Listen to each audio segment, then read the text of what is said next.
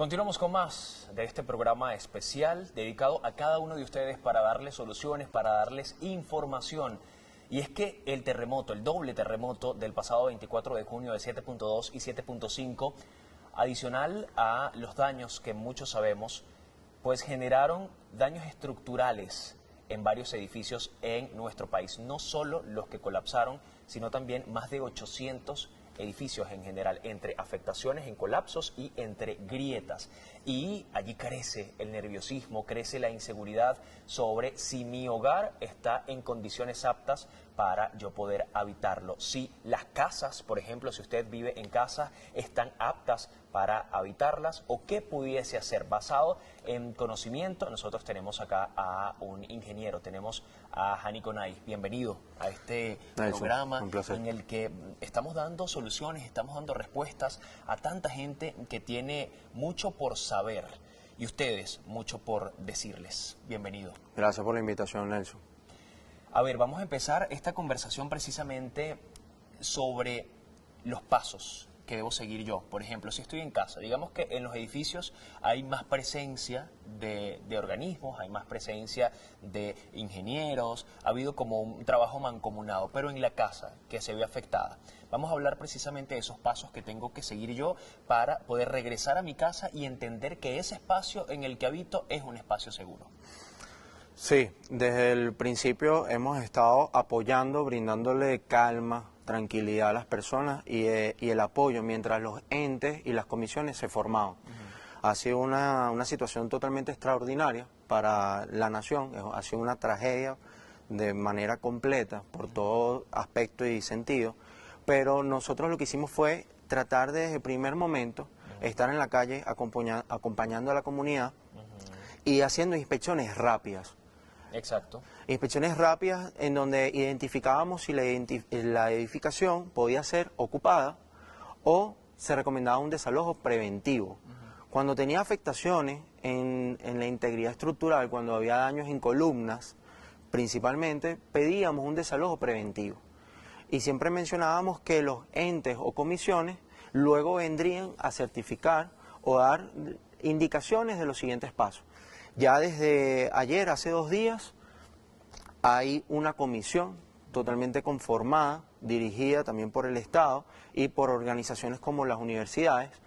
Nosotros desde la UCB, como profesor, estamos apoyando a esas comisiones técnicas a través de formación de inspectores, pero también ayudando a recoger toda la información que hemos recabado estos primeros días. Y cuando uno va, devolviendo a la pregunta, cuando uno va y asiste a la comunidad, es darles apoyo inmediato. Ya luego ahora se está atendiendo a través de la comisión. Sí. Hay muchas zonas de autoconstrucción que se llaman, por ejemplo, en barrios, en La Guaira, también en la ciudad capital, que no se vieron tan afectados como edificaciones, por ejemplo. Pero sí conozco casos de casas, por ejemplo, en el valle, que no estaban precisamente en cerros, sino que estaban más a nivel de las edificaciones y se vieron muy afectadas. ¿Cómo puedo, en este caso, revisar mi vivienda, en principio, sin necesidad de un experto? Sabemos que obviamente el experto es el que tiene que revisar a profundidad, pero ¿cómo hago yo?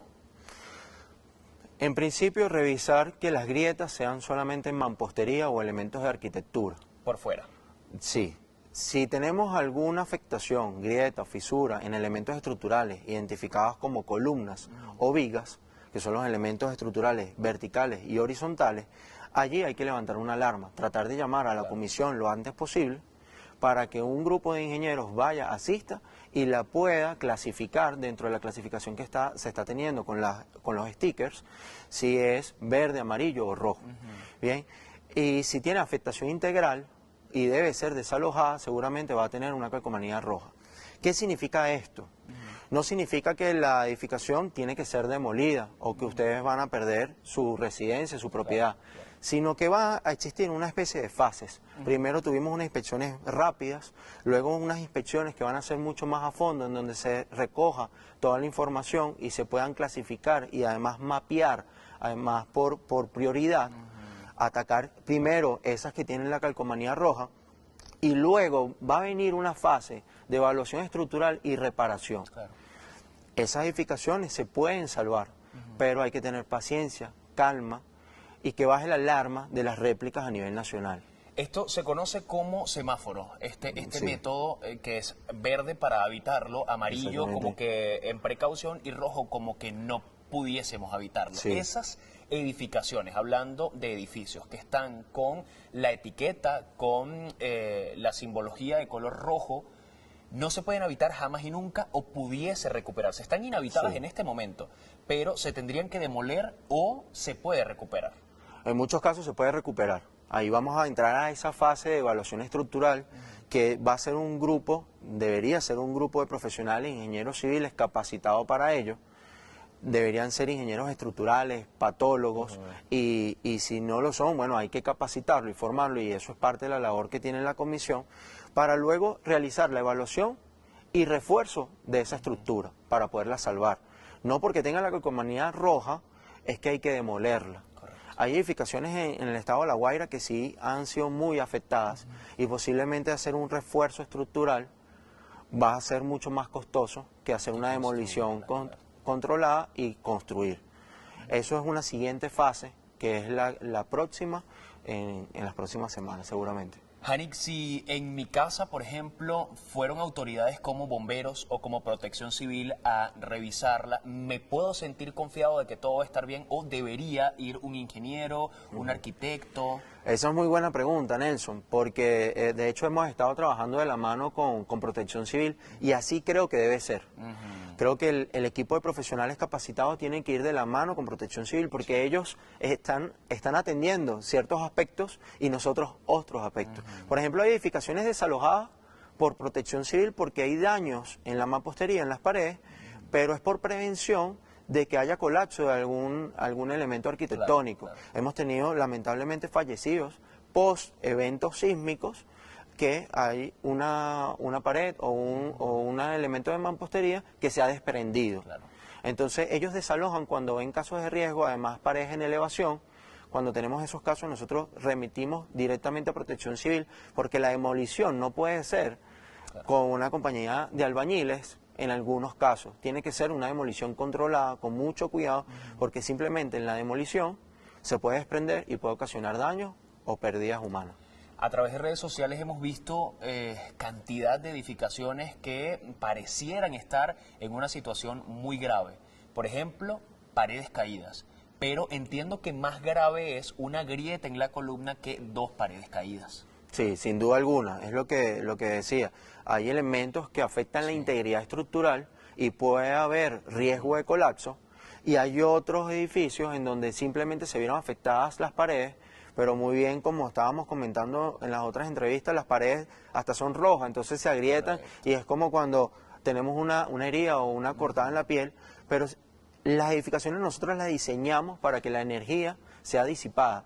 Y para que la energía sea disipada, la edificación se tiene que deformar. Correcto. ¿Y qué sucede? Cuando se deforma la edificación, la mampostería y las paredes son los primeros elementos que se ven afectados. Sí. Porque cuando tenemos el movimiento de la edificación, la pared se mueve hacia la derecha, hacia la izquierda, y empiezan a aparecer esas grietas en X. Las grietas en X en las paredes no es una señal de alarma, es algo normal que va a suceder en un momento sísmico y además con la gran magnitud que tuvimos. Cuando vemos grietas en X en columna, sí ya es más delicado, porque es cuando, imagínense que nosotros estamos de pie y recibimos un golpe directo al tobillo, entonces tengo un tobillo fracturado. Si me empujan, ya tengo un punto de apoyo débil o agrietado. Y eso es lo que pasa cuando tenemos grietas en columna, que es el caso más desfavorable. Bueno, entiendo ahora, fíjense lo importante que es tener la opinión de expertos, el conocimiento de expertos, porque que la pared se haya caído es una buena señal porque la energía salió por allí, ¿sí? Sí, Y no por es la normal. columna, por la parte estructural. Nosotros vamos a hacer una pausa y al regreso vamos a hablar de algo que muchas personas seguramente se han planteado, Hanik, y es la reconstrucción. Sí.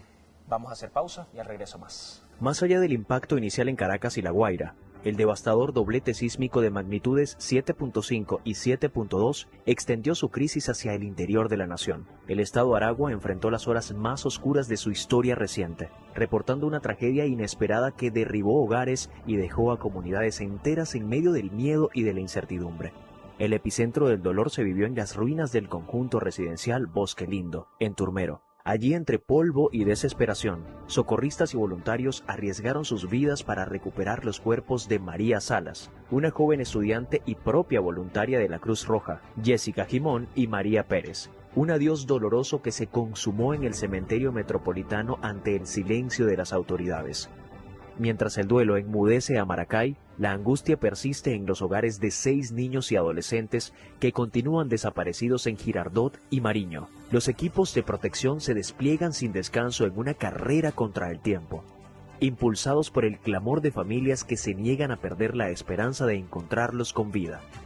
El temor a las réplicas obligó a cientos de personas en San Jacinto y Las Acacias a pasar las noches a la intemperie, en plazas públicas revestidas en refugios corrientes.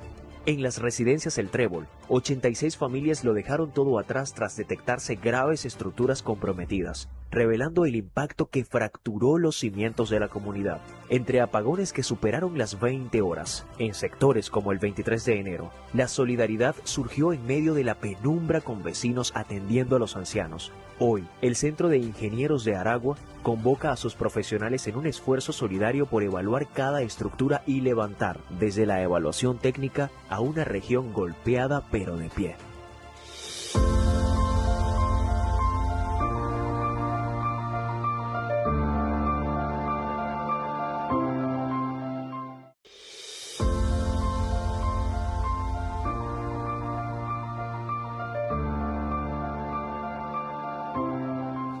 Continuamos con mucho más de este programa especial. Hoy lo dedicamos precisamente a la infraestructura. Hoy lo dedicamos a darle respuestas a los inquilinos, a los arrendatarios, en este caso a los propietarios, y también a ustedes que tienen dudas respecto a las estructuras de sus edificios o las estructuras de sus hogares. Tenemos a un ingeniero, a Hanik Onay, con nosotros acá en este programa, y hablábamos en el bloque anterior, Hanik, precisamente de eso que queremos todos. Este es un episodio bien oscuro para la historia venezolana por las cifras tan negativas que nos deja, pero siempre tratamos de enfocarnos, y eso es una buena señal, en lo positivo, si se quiere, ¿no?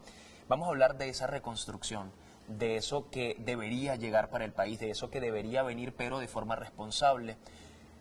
Antes de empezar a pegar el primer bloque, hay un montón de planos y de trabajos que se tienen que hacer entre la geotécnica también, sí, entre la ingeniería, entre la arquitectura. ¿Cuál es el primer paso? El primer paso, y ya se está haciendo, son investigaciones. Ahorita tenemos expertos internacionales ya en el país, claro, haciendo estudios, y viene una fase de recuperación en una gran cantidad de edificios que hemos tenido que desalojar por tener afectaciones en las columnas. Y ayer estábamos en la UCB haciendo un recorrido y estábamos conversando entre profesores, que es importante buscar una solución rápida de reparación preventiva y temporal. Posiblemente sea temporal, porque luego se va a hacer una reparación que va a llevarnos a una rehabilitación estructural.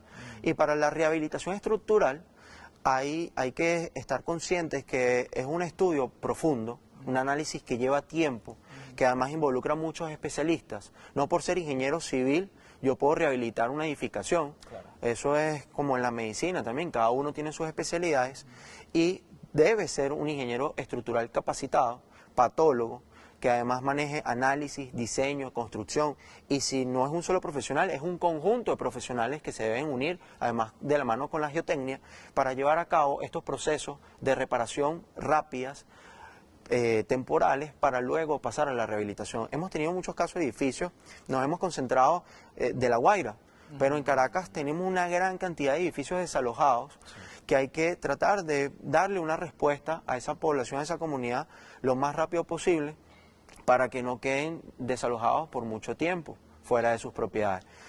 Y por eso es que hablamos de una reparación quizás temporal. Hanik, hay muchos edificios afectados, visiblemente afectados en la ciudad capital. Caminamos por los Palos Grandes y uno está más afectado que otro. Hay unos que han sido desalojados en su totalidad por precaución, hay otros que están habitados medianamente, otras personas se han ido precisamente por el temor de que algo suceda con la estructura. Esos edificios que fueron afectados, sí, que ya se tiene planteado de alguna forma la reestructuración o el reforzamiento, si se quiere, chévere, pero hay otros tantos que necesitarían en este caso reforzarse para un nuevo evento sísmico que pueda llegar en algún momento, porque vivimos en un país sísmico. Sin duda alguna hay que tomar lecciones aprendidas de toda esta tragedia que estamos viviendo, y una de las lecciones aprendidas dentro de esa rehabilitación y esos refuerzos, porque sí, hay muchos edificios que necesitan refuerzo estructural y rehabilitación, es considerar el tema de la mampostería o las paredes con drywall. Internacionalmente eso es algo que se maneja, es lo más común. Nosotros seguimos con la metodología tradicional de los bloques de arcilla y hemos visto cantidad de personas heridas o fallecidas por lamentable desprendimiento de esas paredes. Esa es una de las lecciones aprendidas y que tenemos que, dentro de las investigaciones que van a suceder, afincar la mano en eso y también hablar de las estructuras de acero. Todos los casos que hemos revisado, las edificaciones más vulnerables que han sufrido mayor daño han sido las estructuras de concreto armado. Y además se han visto afectadas por factores menores, por tener paredes hasta cierta altura que le cambian rigidez a la columna, o una ventana al lado de la columna, o hasta unas barandas. Hemos visto columnas estalladas, agrietadas por culpa de una baranda. En cambio, las estructuras de acero que nos han llamado para inspeccionar, las hemos notado en muy buen estado. Por ejemplo, el aeropuerto internacional y nacional, que estuvimos desde el primer momento acompañando a algunos amigos que nos llamaron para inspeccionarlo de primera mano, la estructura de concreto está muy bien, gracias a Dios. Tiene algunas afectaciones, pero menores, que es totalmente reparable, pero la estructura de acero estaba intacta. Y ayer también estuvimos haciendo el recorrido de algunas torres importantes en Caracas de estructura de acero y están en muy buenas condiciones. Entonces eso es otra de las lecciones aprendidas que quizás hay que tomar en cuenta para la reconstrucción del país, como muy bien mencionan eso. Y hay objetos de estudio que van a empezar a surgir, van a empezar a llegar, y qué bueno, porque es empezar a construir de forma responsable y no por cifras, sino preservando la vida de cada una de las personas que allí habitan. Hiciste referencia a algo que me parece súper interesante abordarlo o preguntarte, además porque estuviste allí, se supo de información del Aeropuerto Internacional Simón Bolívar. Conversábamos con un geólogo en otro programa, él decía: es falso de que La Guaira colapsó en su totalidad, hay zonas que todavía se mantienen en pie. ¿Y cuál es el panorama del aeropuerto, entendiendo que tú fuiste para allá? Porque hay mucha desinformación. Claro, el panorama en general le corresponde a las autoridades mencionarlo, pero lo que sí nosotros podemos hacer es brindar calma y tranquilidad de que todas las instalaciones del aeropuerto se comportaron muy bien, tuvo un muy buen comportamiento, no todo el estado de La Guaira colapsó. El aeropuerto está en pie, está en muy buenas condiciones. Sí tuvimos afectaciones a nivel de acabados, vidrios rotos, el piso, las paredes, pero ¿Es un espacio seguro? sí, es un espacio totalmente seguro. Ustedes pudieron ver por las redes sociales algunas imágenes que se filtraron de unas vigas colapsadas, pero ya se está trabajando en la rehabilitación de esos elementos estructurales, pero son elementos puntuales, ¿ok? El comportamiento fue muy bien dado y eso está en pleno trabajo hoy en día. Con lo que tú mencionabas de lo responsable, yo creo que es un momento también para rescatar la ética profesional, la responsabilidad del profesional, y allí se podría hablar de licencias para poder calificar a los profesionales que van a poder involucrarse en toda esta reconstrucción del país y que hayan sistemas en paralelo en todo lo que es la capacitación y validación y certificación de esas licencias para los profesionales. Una recomendación que viene al lugar porque hay mucha desinformación y a veces se empiezan a hacer cosas por dinero, y la verdad es que hay que dejar al lado el dinero y empezar a pensar más empáticamente con las personas que van a habitar esos edificios o que van además a trabajar allí, porque hay edificios que se vieron afectados también de trabajo. Seguramente van a ver, es que debe suceder así por la cantidad de la magnitud de los eventos que tuvimos, empresas privadas que trabajen y también el Estado. Y es importantísimo de parte del Estado manejar y afincar la mano en la inspección de las actividades que se realicen. Por ejemplo, hemos visto en muchos casos la recomendación de apuntalar la estructura, pero ante un evento sísmico de una réplica, los puntales no brindan rigidez lateral.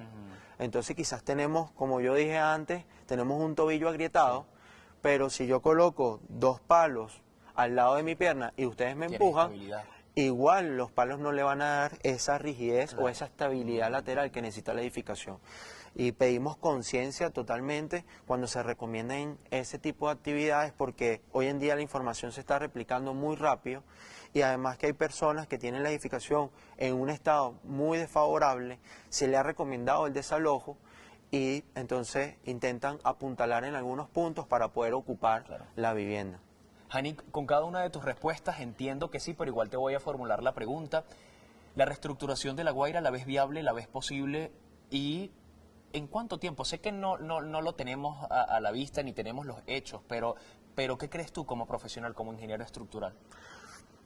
Es un momento de estar más organizados y unidos que nunca, porque esto es una tragedia nacional, esto involucra a toda la comunidad y eso es lo que nos hemos abocado desde el primer momento, tratar de calmar a la comunidad. Y es una recuperación que va a llevar tiempo, pero si se hace de forma organizada y planificada, creo que es totalmente viable. Sí. Y cuando hablo de organizada es identificar cuáles son los puntos más vulnerables, cuál es la prioridad. También ser consciente cuando tienen el llamado a las comisiones, si su edificación tiene simplemente unas grietas mínimas en paredes, tiene que pensar en que hay otras prioridades en donde hay edificaciones que están muy delicadas y entonces ahora no hay el personal suficiente para atender todos los casos. Entendemos que todas las personas necesitan que un profesional experto vaya y le brinde calma y le diga su edificación está en buen estado.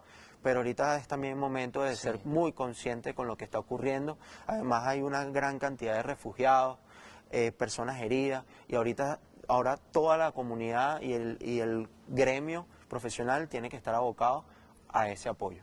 Gracias. Hani Gonay, ingeniero estructural, acá en este programa especial. Me quedo con dos cosas. En principio, con la recomendación que hacía nuestro experto a una construcción responsable. ¿La reestructuración de La Guaira es posible? Sí lo es, pero siempre y cuando se haga bajo la responsabilidad. Y también me quedo con esa recomendación final de nuestro invitado, y es que usted, si está en un edificio que lo calificaron como habitable, pero tiene grietas dentro de sus paredes, usted no se preocupe y dele prioridad a otros lugares que necesitan la atención porque no se dan abasto los especialistas y las autoridades. Sea empático, yo creo que es un momento en el que la empatía se tiene que poner a trabajar y ponerse la mano en el corazón para ser buenos venezolanos. Hacemos pausa y al regreso más.